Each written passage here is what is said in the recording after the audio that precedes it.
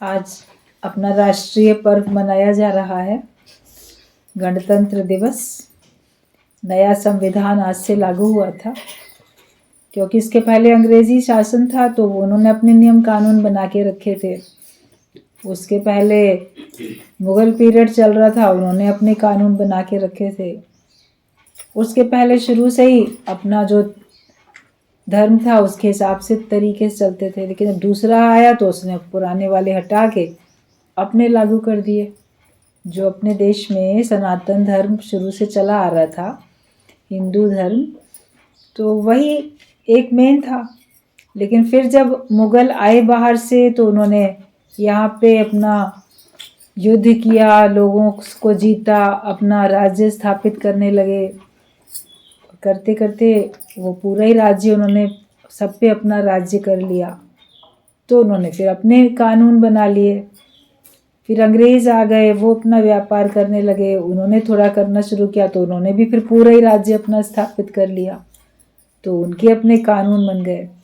आखिरकार अपने देश के जो भारतीय ओरिजिनली थे, उन्होंने सोचा कि आखिरकार कोई कभी आता है, कोई कभी आता है, सब करते जा रहे, तो आखिरकार इन लोग को हटा के हम स्वतंत्र तो हुए ना, ये तो दूसरे देश से आए हुए हैं। तो फिर अंग्रेज़ों को हटा के, सबको पता है सारा कितना सब आंदोलन हुए, कितने सब तरीके अपनाए गए, आखिरकार उन लोग को हटा के देश को स्वतंत्र किया। तो स्वतंत्रता दिवस मन गया, अभी स्वतंत्र हो गया देश अपना 15 अगस्त में। तो जब स्वतंत्र हुआ तो लगा कि अब हमको अपने हिसाब से नियम कानून बनाने चाहिए ना, तो उसको बनाने में करने में फिर इतना टाइम लग गया। तब 26 जनवरी में उसको लागू किया गया। वो तो बाहर का है, और जो भी देश का संविधान है, जो भी देश का नियम कानून है, उसको हर एक को पालन करना चाहिए। और ये हमेशा सबको ध्यान में रखना चाहिए कि अपना राष्ट्र पहले है, अपना देश पहले है, और बाकी हम, हमारा परिवार या हमारा अपना मान सम्मान जो भी कुछ है वो बाद में। पहले देश का सम्मान करो। संसार में सभी देशों में लोग देशभक्ति अच्छी करते हैं। अपने देश में भी देशभक्त हुए, तभी तो उन्होंने अपने देश के लिए, आज़ादी के लिए प्राण भी न्यौछावर कर दिए। देश के प्रति प्रेम था, देश के प्रति भक्ति थी। इस समय में, आज के दिन में, आज के समय में आप अपने जीवन में स्वयं देखो या अपने परिवार में देखो, अपने अड़ोस पड़ोस में देखो, चारों तरफ निगाह दौड़ाओ, आपको देशभक्त कौन मिल रहा है, कितना मिल रहा है, कितनी देशभक्ति है किसी में, कितनी नहीं है। आप जब अभी तो सत्संग में आते हो, सत्संग से विवेक खुला है, तो आपको समझ में आएगा कि देश की भक्ति कौन कर रहा है। सब अपना स्वार्थ पूर्ति करने में लगे हुए। वास्तविकता तो ये कि हमको देश की भक्ति करनी है। बच्चों को भी देशभक्ति नहीं सिखाते हैं, बच्चों को भी बस स्वार्थ, माया, यही सब, इसी से ही मनुष्य चल रहा है।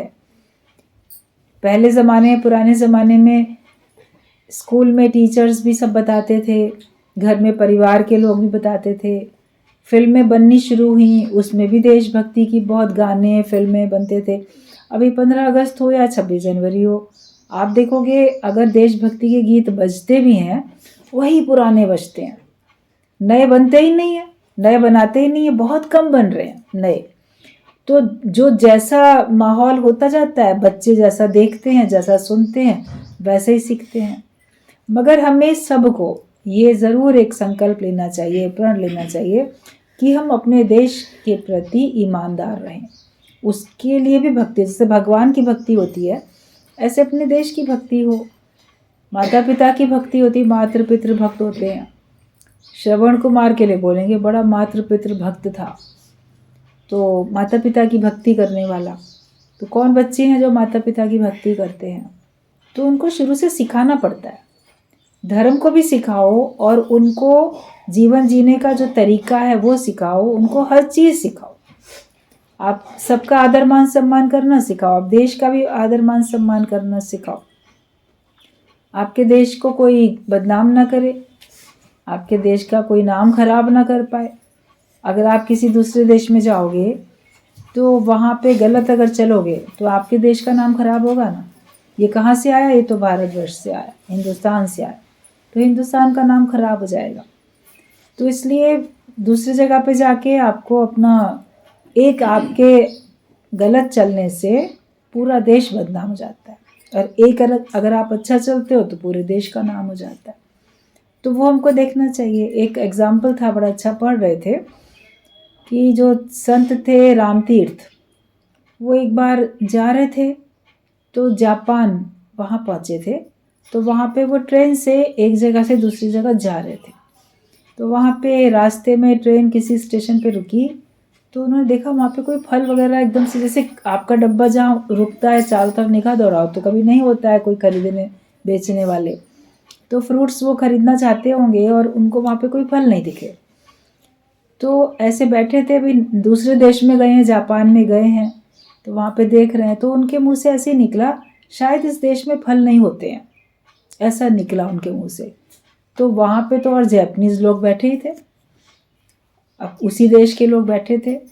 तो उनमें से एक जो था जापानी, वो उठा और वो तुरंत कहीं गया उतर के और दौड़ के कहीं जाके और पूरी फलों की एक टोकरी जो थी ले आया। प्लेटफॉर्म तो बहुत लंबा बड़ा होता है ना, वो कहीं से भी ले आया और लाके उसने वो फलों से भरी हुई टोकरी रामतीर्थ के आगे दी कि लीजिए ये मैं आपको भेंट दे रहा हूँ। वो बड़े आश्चर्य में पड़ गए, खुश भी हो गए, बोले अरे आप ये फ्रूट्स की टोकरी ले आए, इसकी कीमत क्या है भाई, कितने का है, कीमत दे के तब तो मैं लूँगा। तो उस जैपनीज़ ने बहुत अच्छी बात बोली इसकी कीमत बस ये है कि आप अपने देश में जाके ये कभी मत कहिएगा कि हमारे देश में फल नहीं होते हैं, यही इसकी कीमत है। तो उसको लगा रामतीर्थ को कि यहाँ के लोग कितने देशभक्त हैं। एक हमने साधारण बात कही, लगता है यहाँ फल नहीं होते, तो उसको लगा कि मेरे देश का नाम बदनाम हो गया, तो मेरे देश की बदनामी हो गई, तो इसके लिए मुझे उसको दूर करना है। भाई दूसरे कंट्री से कोई आया है, वो ये धारणा लेके जाएगा कि यहाँ पे फल नहीं होते हैं, तो वो उसने गिफ्ट कर दिया और कहा कि बस इसकी यही कीमत है कि आप अपने देश में जाके कभी नहीं कहना किसी से कि यहाँ पे फल नहीं होते।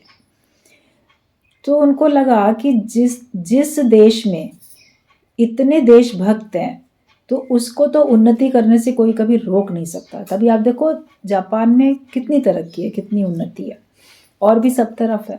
तो हम लोग अपने देश का नाम करने के लिए क्या करते हैं? अपने देश में रहते हुए भी आप क्या करते हो, दूसरे देश जाके क्या करते हो? ये हमें देशभक्ति भी बहुत ज़रूरी है सीखनी, बच्चों को सिखानी, खुद भी सीखनी ज़रूरी है।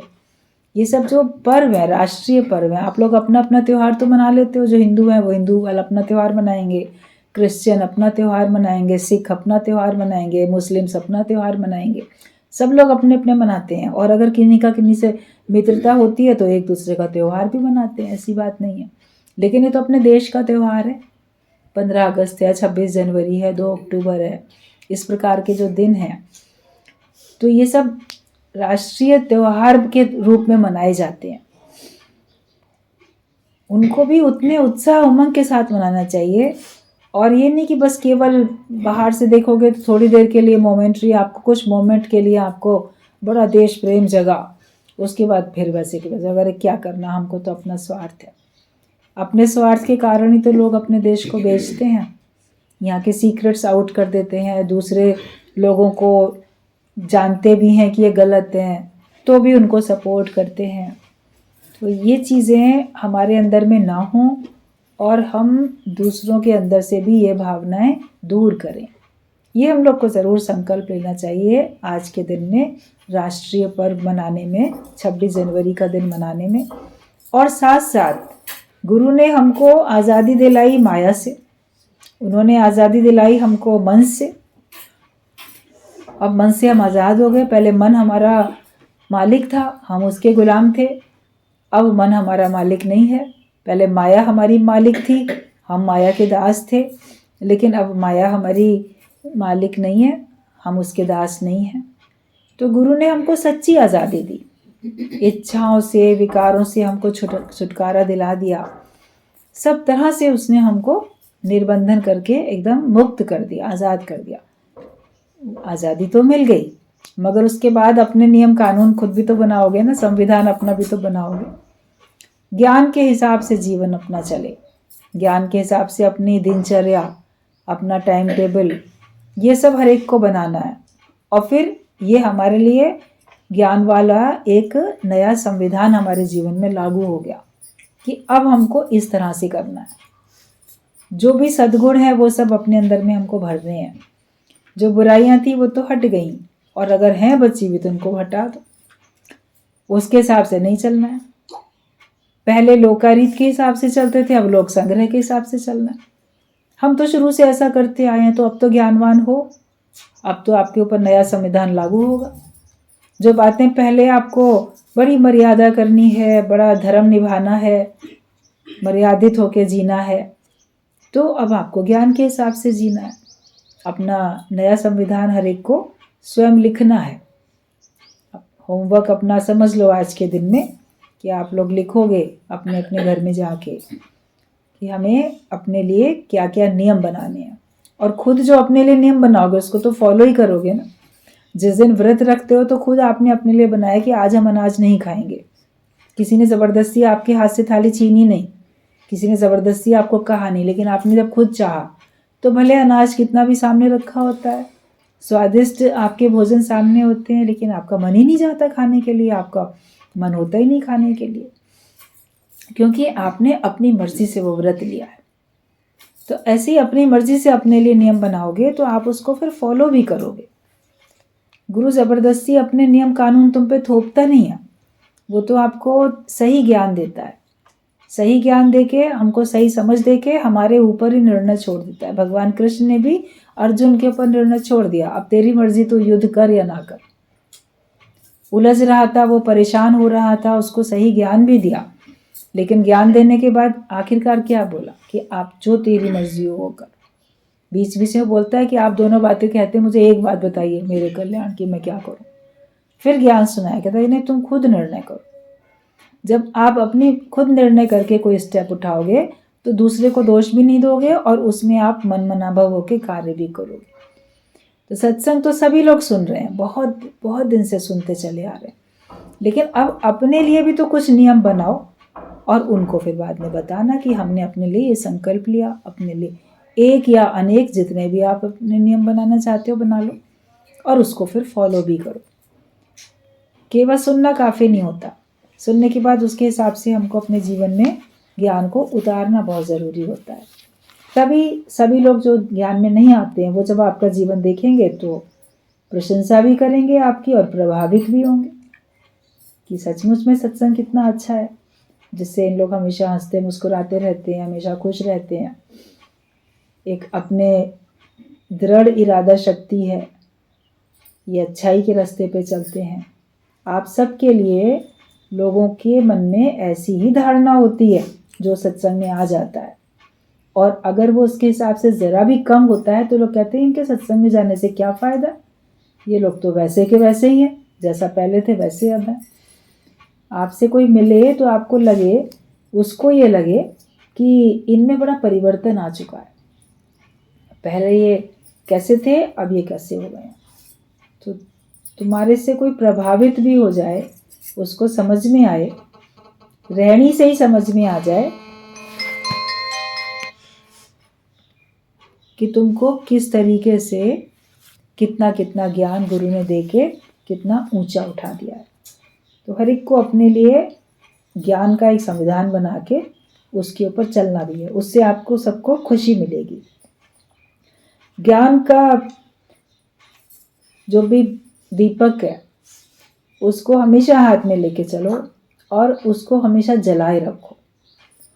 ज्ञान का दीपक मन मंदिर में हर वक्त जलाना पड़ता है, हमेशा जला रहे। अगर वो जला रहेगा तो फिर अज्ञान का अंधेरा तो कभी आएगा ही नहीं। हमारी बत्ती बुझ जाती है तो अंधेरा आ जाता है, अंधेरे में गिरते हैं, ठोकर खाते हैं, भयभीत होते हैं। लेकिन ज्ञान का प्रकाश हमेशा अपने साथ रखो, वो कभी ना बुझे हमारा। बत्ती हाथ में लेके अंधेरे को तुम ठहरा तो नहीं सकोगे। अगर रोशनी तुम्हारे हाथ में है तो अंधेरा वहाँ रुकेगा ही नहीं। ज्ञान तुम्हारे पास है तो अज्ञान तुम्हारे पास आएगा ही नहीं। उसको हमेशा जैसे ज्योत को जलाए रखो। अज्ञान नाश हो गया ज्ञान से, ऐसा हमारा ये ज्ञान है। और हम तुम्हें विलिंग रिनाउंसिएशन सिखाते हैं, मतलब अपनी मर्जी से तुमको सिखाते हैं कि तुम अपनी मर्जी से ज्ञान पक्का करो, अपनी मर्जी से माया का त्याग करो, अपनी खुशी से त्याग करो। ज़बरदस्ती कुछ चीज़ छुड़ाई नहीं जाती, लेकिन हम ज्ञान को समझ के अपनी मर्जी से ही हम अज्ञान को छोड़ देते हैं।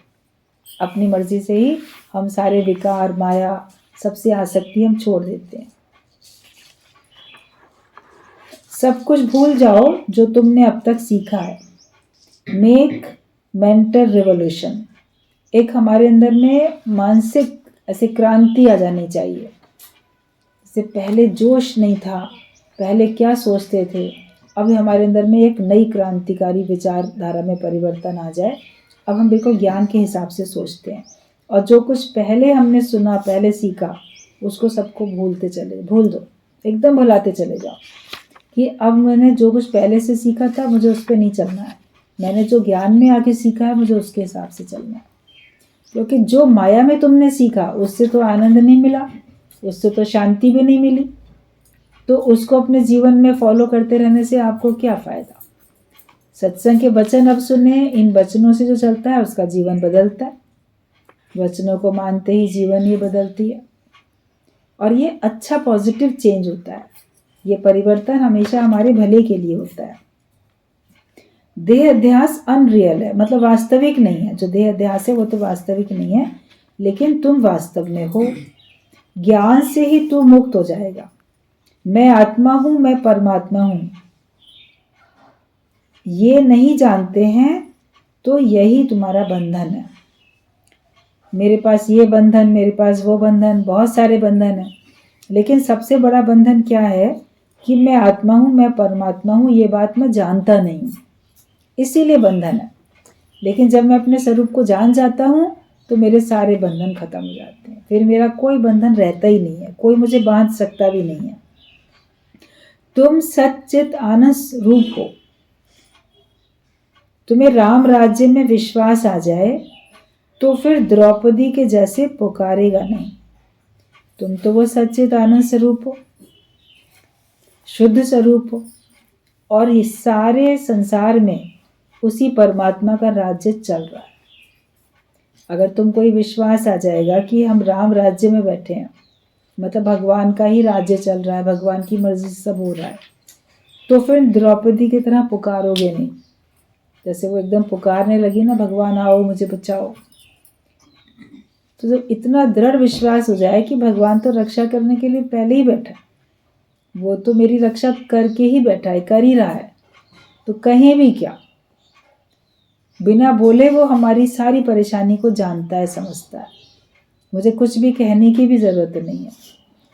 तो पुकारना भी एक तरीके से लगता है कि जैसे अज्ञान ही है, कि हम भगवान को दूर जान रहे हैं, अपने से अलग जान रहे हैं, और हम बेइंसाफ़ी देख रहे हैं, अन्याय होता हुआ देख रहे हैं, तब हम पुकार रहे हैं कि भगवान इसको ठीक करो, ये परेशानी को दूर करो। तो लेकिन जब हम न्याय ही देखेंगे, जो हो रहा है न्याय ही हो रहा है, सब ठीक ही हो रहा है, तो फिर हम कहेंगे भी क्यों। भगवान से कहो भगवान तुम न्याय करना, तो ये तो भगवान को जैसे दोष देना हो गया। भगवान बोलेगा क्या मैं अन्याय करता भी हूँ क्या। एक बार एक जज फैसला सुनाने के लिए बैठा था, अदालत थी, सारे उसको लोग बता रहे थे, दोनों पक्ष के लोग जो थे, वकील अपना अपना पक्ष रख रहे थे, सुन रहा था। तो जो दोषी था, जिसके ऊपर मुकदमा चलाया जा रहा था, जब जज अपना फैसला लिखने लगा सुनाने के लिए, कि पहले लिख लेंगे फिर उसको सुनाएंगे, तो वो कहता है, जो कैदी था वो कहता है, जज साहब इंसाफ करना। तो जज ने उसकी तरफ देखा और कहा तुम्हारे ऊपर 1000 रुपये फ़ाइन लगाया जा रहा है। कहता है अरे ये तो जुल्म हो गया, इंसाफ करो मेरे लिए, मेरे संग अब और फ़ाइन लगा रहे हो, इंसाफ करिए। दोबारा कहा, बोला 1000 रुपये और फ़ाइन। फिर तीसरी बार बोला तो किसी ने कहा चुप हो जाओ, तुम उसके ऊपर इल्ज़ाम लगा रहे हो, इंसाफ करना। कहता है आखिरकार फ़ाइन क्यों लग रहा है। बोले फ़ाइन इसलिए लग रहा है कि तुम जो ये कह रहे हो कि जज साहब इंसाफ करना, क्या मैं बेइंसाफ ही कर रहा हूँ। मैं तो इंसाफ ही कर रहा हूँ, लेकिन अगर तुम मुझे ये याद दिला रहे हो कि अरे इंसाफ करना, मतलब कहीं ना कहीं तुम्हें शक है कि मैं बेइंसाफ़ी भी करता हूँ और तुम कह रहे हो कि मैं इंसाफ करूँ, तो ये तो मेरे ऊपर दोष लगाया। तो जज के ऊपर दोष लगाने का ये फ़ाइन है, जितनी बार बोलते जाओगे उतना फ़ाइन बढ़ता चला जाएगा। तो उसका सिद्धांत भी ये है कि हम भी भगवान को जितनी बार बोलते जाएंगे, भगवान इंसाफ करना, भगवान मेरे संग अच्छा करना, भगवान मेरी सुध ले लेना, तो जैसे हम भगवान के ऊपर दोषारोपण करते हैं। भगवान बोलेगा क्या मैं तुम्हारी सुध ले नहीं रहा, क्या मैं इंसाफ कर नहीं रहा हूँ, तो तुम तो मेरे पर दोष लगा रहे हो, तो तुमको और भी दंड मिल सकता है और मिलेगा। लेकिन जो भगवान का भक्त होता है वो तो बोलता है मैं तो बैठा ही भगवान के राज्य में हूँ, ईश्वर जो भी करता है अच्छा ही करता है, वो बेइंसाफ़ी कभी करता ही नहीं है। वहाँ तो न्याय होता है, वहाँ अन्याय कभी होता ही नहीं। भगवान अन्याय कहाँ करेगा। तो जो विश्वास करके बैठा है वो पुकारेगा भी नहीं, वो बोलेगा भी नहीं, वो भगवान के खेल को देख के स्थिर रहेगा, शांत रहेगा, हलचल में भी नहीं आएगा, क्योंकि उसकी अपनी कोई चाह नहीं है। आपकी चाह होती है ऐसा हो जाए, तो आप पुकारते हो, तो आप कहते हो, विचलित होते हो, ऐसा नहीं हुआ तो क्या होगा। लेकिन जब भगवान के भक्त को कोई चाह ही नहीं है तो वो क्या बोलेगा, ऐसा हो जाए कि वैसा हो जाए। बोलो जो हो जाए मेरे लिए उसी में भलाई है। कौन कहे साहिब को यूं कर और यूं ना कर, आप जो कर रहे हो उसी में मेरी भलाई छिपी हुई है। अगर आप मेरे लिए कुछ देते हो मुझे तो भलाई है, मेरे से कुछ ले लेते हो तो भी मेरी भलाई है। भगवान का भक्त तो इतना विश्वासी होता है, ऐसा विश्वासी हमको बनना है कि हमें कभी भी ये भगवान से कहना ना पड़े कि भगवान तुम मेरे लिए ऐसा ऐसा कर दो। कोई प्रार्थना नहीं, कोई पुकारना नहीं। वो तो राम राज्य में विश्वास आ जाए तो तुम द्रौपदी के जैसे पुकारोगे नहीं। गॉड इज विद इन, भगवान तो तुम्हारे अंदर ही है। Forgive me O Lord but forgive me not O Lord but punish me for every fault. जो भगवान का भक्त होता है कहता है मेरे को कभी भी आप क्षमा मत करना। हम लोग गलती की माफ़ी मांगते हैं ना भगवान से, भगवान माफ़ कर दो, गलती हो गई। लेकिन भगवान का भक्त बोलता है कि भगवान तुम मुझे कभी फॉरगिव नहीं करना, कभी तुम मुझे क्षमा नहीं करना, लेकिन मेरी हर गलती के लिए मुझे पनिशमेंट देना, सज़ा देना। मैंने अगर गलती की है, कोई भी गलती की है, तो उसके लिए मुझे भले सज़ा मिले। सज़ा मिलेगी तो मैं दोबारा गलती नहीं करूँगा, सज़ा मिलेगी तो मैं अपना सुधार करूँगा। लेकिन हम गलती करके माफ़ी मांगते रहते हैं, भगवान माफ़ कर दो, अब नहीं करेंगे। फिर माफ़ कर देता है भगवान तो आप फिर लापरवाह हो जाते हो, फिर गलती कर लेते हो। लेकिन भक्त कभी नहीं बोलेगा भगवान मुझे माफ़ कर दो, वो बोलेगा भगवान मेरे से गलती हुई, मैं पछता रहा हूँ, भले मेरे को आप इसका दंड दो, मैं दंड भुगतने के लिए तैयार हूँ। अपने को कभी भी बचाओ मत गलतियों का फल भोगने से। अभी प्रार्थना करोगे कि हाँ मत दो भगवान इसका दंड मुझे, हो सकता है भगवान आपकी प्रार्थना सुन के इस जन्म में ना दे, मगर फिर अगले जन्म में तो देगा। भोगे बिन छूटे नहीं कर्म गति बलवान। इसी जन्म में तुम अपने सारे कष्ट भोग के मुक्त हो जाओ। छुटकारा पाने के लिए आप भगवान से प्रार्थनाएं नहीं करो, लेकिन अपने को ज्ञानवान बनाओ, दृढ़ बनाओ, ज्ञानवान बनाओ, अपने को एकदम परिवर्तित करते चले जाओ। ऐसा अपना जीवन बढ़िया बनाओ कि आपको देख के कोई कहे कि ये कितना शुद्ध है, पवित्र है, कितना भगवान का भक्त है, पूर्ण ज्ञानी है। ये हमको अपना जीवन ऐसा बनाना है। ब्रह्माकार वृत्ति से जो अंधा होगा, मतलब जिसकी ब्रह्माकार वृत्ति नहीं है, तो वो ही पाप देखेगा और उसको कहीं भगवान दिखाई नहीं देगा। लेकिन जो ब्रह्माकार वृत्ति वाला है उसको हर जगह ब्रह्म दिखेगा, उसको फिर कहीं कोई पाप नहीं दिखेगा। दुर्योधन से कहा जाओ देख कर आओ दुनिया में कैसे लोग हैं, वो गया अरे सब तरफ खराब लोग हैं। युधिष्ठिर को बोला देख के आओ कैसे लोग हैं, बोला सब तरफ बड़े अच्छे लोग हैं। तो कहा लोग तो वही हैं, एक ही नगर में रहते हैं, लोग तो वही हैं, लेकिन जिसकी जैसी दृष्टि उसके लिए वैसी सृष्टि। जिसके अंदर में खुद ही दोष था उसको सब तरफ दोष दिखाई दिया। जिसके अपने अंदर में अच्छाई थी, सच्चाई थी, उसको सभी लोग अच्छे दिखाई दिए। तभी कहावत बन गई, चोरों को सारे नजर आते हैं चोर। चोर के लिए सब चोर हैं, साधु के लिए सब साधु। अच्छे व्यक्ति के लिए सब अच्छे अच्छे लगते हैं, उसको सही लगते हैं, और गलत को तो सब गलत ही दिखाई देता है। अच्छा व्यक्ति भी उसको गलत दिखाई देगा, लेकिन जो अच्छा होगा वो गलत व्यक्ति में भी अच्छा देखेगा कि अरे इसमें भी तो भगवान ही है।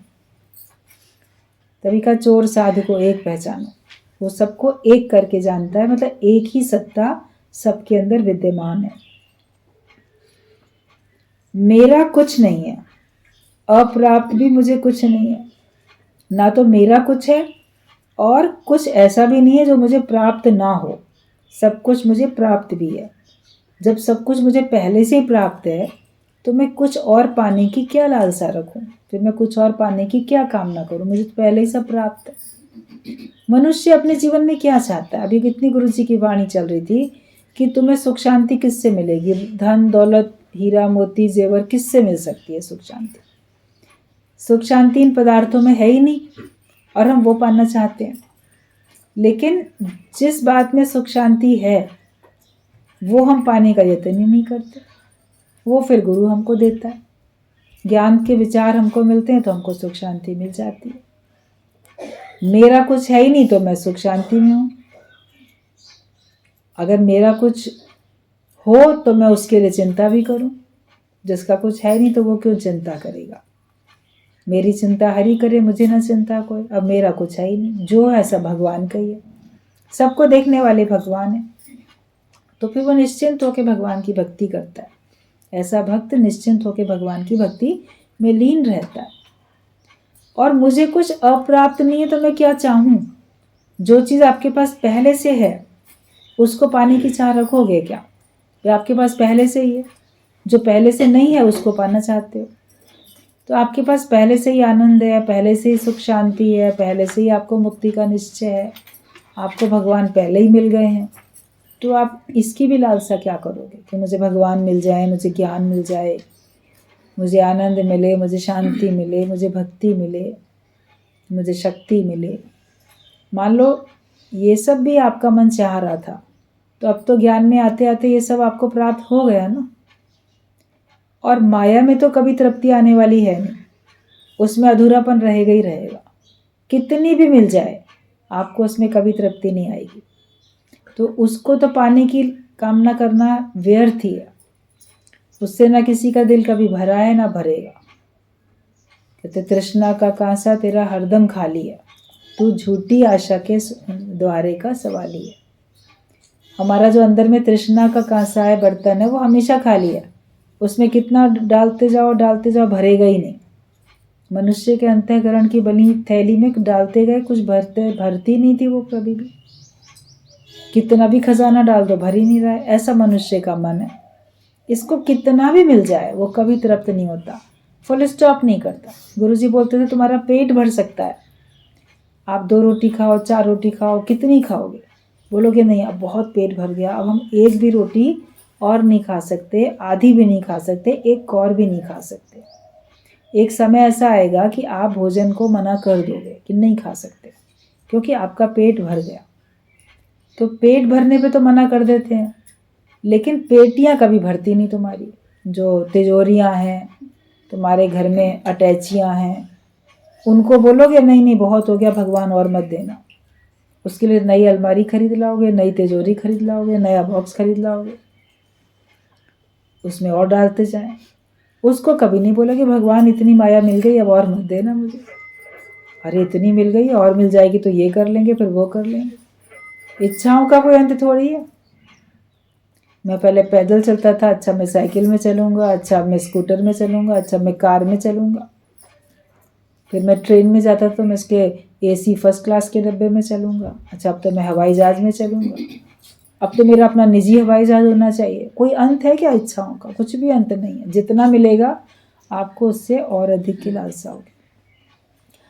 तो माया में तो ज्ञानी अपना मन रखता ही नहीं है। माया से मन हटाया तभी वो ज्ञानी बना है, माया से मन हटाया तभी वो भगवान का सच्चा भक्त बना है। भक्त को तो केवल भगवान चाहिए, उसको तो माया चाहिए ही नहीं। तो अगर हम सच्चे भक्त हैं तो माया तो हमें चाहिए ही नहीं, लेकिन भगवान चाहिए था, ज्ञान चाहिए था, वो मिल गया। तो अब कौन सी चीज़ ऐसी है जो तुमको अप्राप्त है, जो तुम्हारे पास नहीं है? फिर आप देखोगे सब कुछ तो मेरे पास है, तो मांगना खत्म हो जाएगा। और जिसका मांगना खत्म हुआ वो तो राजाओं का राजा बन जाता है। तो अप्राप्त भी मुझे कुछ नहीं है। तुम निष्कामी हो जाओ, सकामी स्वार्थी कर्म को छोड़ो। निष्कामी बनो और जो सकाम कर्म है, स्वार्थ वाले कर्म है, उनको छोड़ दो, क्योंकि सकाम से, स्वार्थ से कुछ भी होगा नहीं। मर्यादा, फर्ज, धर्म ज्ञानी के लिए कुछ नहीं है। ज्ञानी को ये मर्यादा करनी है, उसको ये फर्ज करना है, उसको ये धर्म है, ये कुछ भी नहीं। एक बार गीता भगवान दिल्ली में गए सत्संग के लिए, सत्संग सुनाने के लिए। तो वहाँ जिसके घर में ठहरे, गुरु भाई जहाँ जाते हैं किसी न किसी भक्त के घर में उनका ठहरने का होता है बंदोबस्त, वहाँ ठहरे, सत्संग चलता था, ब्रह्म ज्ञान इतना अच्छा चल रहा है, मुक्ति का ज्ञान चल रहा है। तो यहाँ से लखनऊ से गए थे कि चलो दो चार दिन के लिए चले जा रहे हैं, लेकिन 2-4 दिन के बदले वहाँ पे तो उनको 1-2 हफ्ते हो गए, क्योंकि सत्संग इतना अच्छा चल रहा है, रोज़ नए नए लोग आ रहे हैं, उनके जिज्ञासाएँ हैं और उनको लगा यहाँ अभी आवश्यकता है, तो आराम से वो सत्संग सुना रहे थे। रोज़ दिनों दिन लोगों के अंदर में उमंग बढ़ रही थी, अभी नहीं जाओ, अभी रुको, अभी नहीं जाओ, तो वो भी वहाँ सुना रहे थे।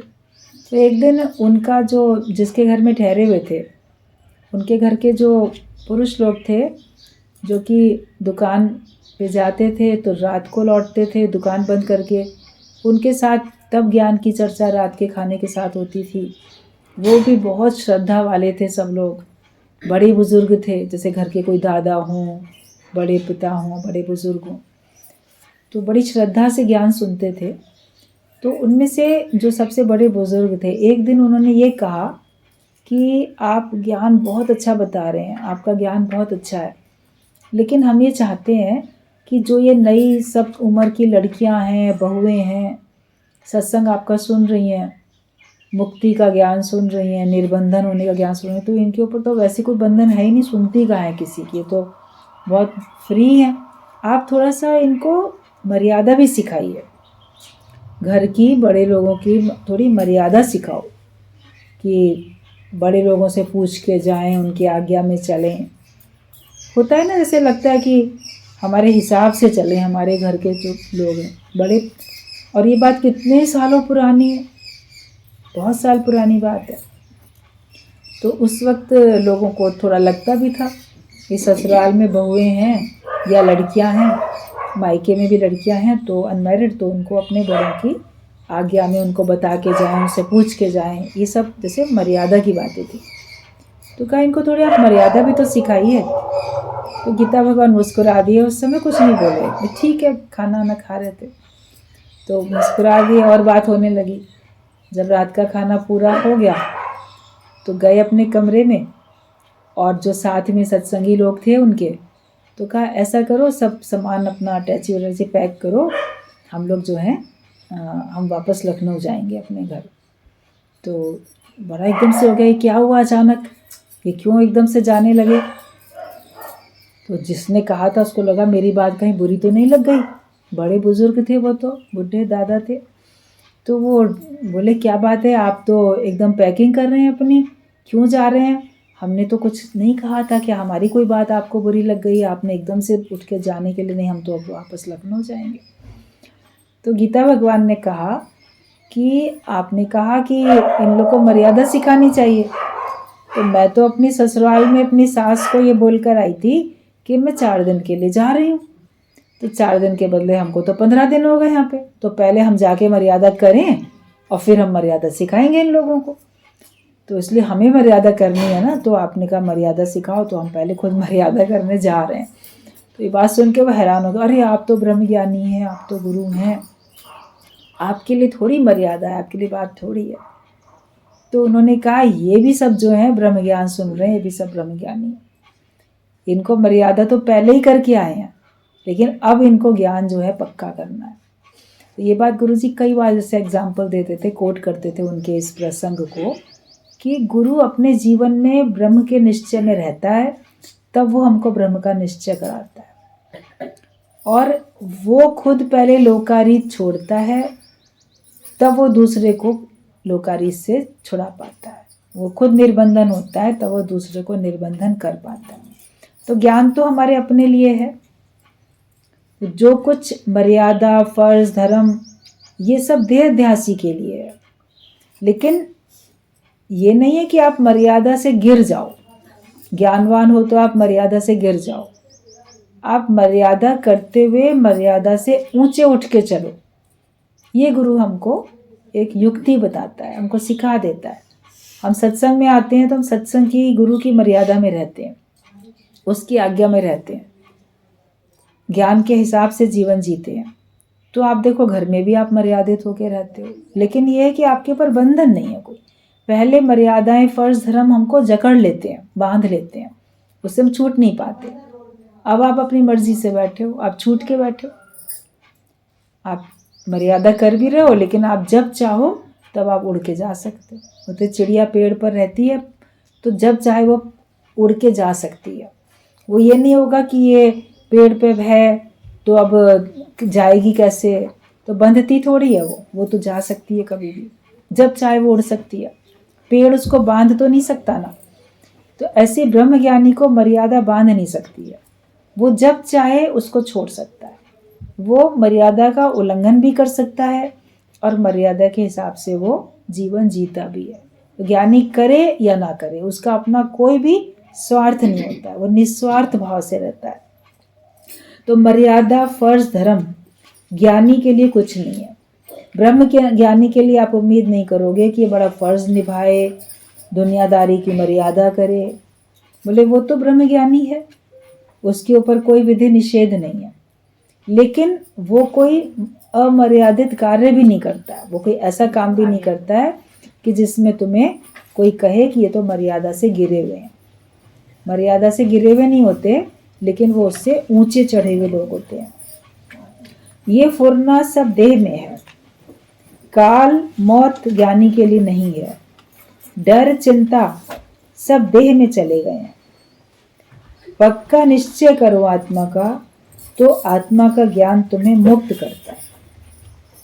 ज्ञानी को न काल का, समय का, मौत का भी डर नहीं, किसी प्रकार की चिंता नहीं। वो सब उसके शरीर के साथ है, तो शरीर से उपराम है। वो तो बीमारी आती है शरीर पे आती है, मृत्यु होती है शरीर की होती है, लेकिन मैं इसको देखने वाला हूँ, तो वो उससे ऊंचा उठ जाता है। आत्मा का ज्ञान तुम्हें मुक्त करता है। शरीर जरूर मरेगा, पर आत्मा नहीं मरती है। तू पहले से ही आत्मा है, और कर्म सब बंधन का कारण है। अपने अज्ञान को गंवाते चले जाओ। जितने भी कर्म कर्तापने में करते हो, वो सब तुम्हारे बंधन के कारण है। तो अपने अज्ञानता वाले कर्मों को, कर्तापने से किए हुए सारे कर्मों को तुम छोड़ते चले जाओ, वरना वो तुमको बंधन में लेके आते हैं। और ज्ञान हमको मुक्ति का ज्ञान है, वो हमको बंधन से छूटना सिखाता है। मुक्त रहना हर एक को पसंद है। किसी के भी अंडर में अगर कोई रहता है तो उसको अंदर से खुशी थोड़ी होती है। जैसे किसी के दबाव में रहता है, प्रेशर में रहता है कि मैं इनकी मर्जी से मुझे चलना पड़ता है, तो ज्ञानी के ऊपर किसी का प्रेशर नहीं होता, वो फ्री माइंड से रहता है। लेकिन यह है कि वो सबके साथ प्रेम से और नम्रता से भी रहता है। तो सारे कर्म जो हैं वो बंधन का कारण है। तुम अपना अज्ञान गंवाते जाओ, बस हमको केवल अपना अज्ञान निवृत्त करना है। अज्ञान हमारा दूर होगा तो फिर हम अपने को मुक्त महसूस करेंगे, और निर्बंधन होके जीने में आनंद ही आनंद है। बंधन में तो आनंद नहीं है ना। अगर आपके ऊपर कोई पहरा लगा हुआ है तो आपको खुशी थोड़ी है। जेल में रहने वाले कैदियों को खुशी थोड़ी होती है। उसी जेल में रहने वाले जेलर को कोई दबाव नहीं होता, क्योंकि वो अपनी मर्जी से वहाँ रह रहा होता है। उसके ऊपर कोई बंधन थोड़ी है कि उसको ज़बरदस्ती वहाँ रहना है। कैदियों को मालूम है हमको इतने साल यहाँ रहना ही रहना है। तो ज़बरदस्ती अगर हमको कोई ऐसे प्रेशर में लाता है तो हमको परेशानी होती है, और अपनी मर्जी से हम रहते हैं तो हम खुश रहते हैं। अपने को देह मानोगे तो किसी न किसी प्रकार के आप मर्यादा के बंधन में, दबाव में आओगे। अपने को जो वास्तव में हो वही जानो और हमेशा आनंद में ही रहो, मुक्त होके जियो। और जैसे पहले शुरू में बात चल रही थी कि मुक्ति का निश्चय करके बैठें और अपने लिए ज्ञान का कोई एक विचार संकल्प लेके उसके हिसाब से चलेंगे तो आपकी प्रसन्नता को कभी कोई छीन नहीं सकेगा।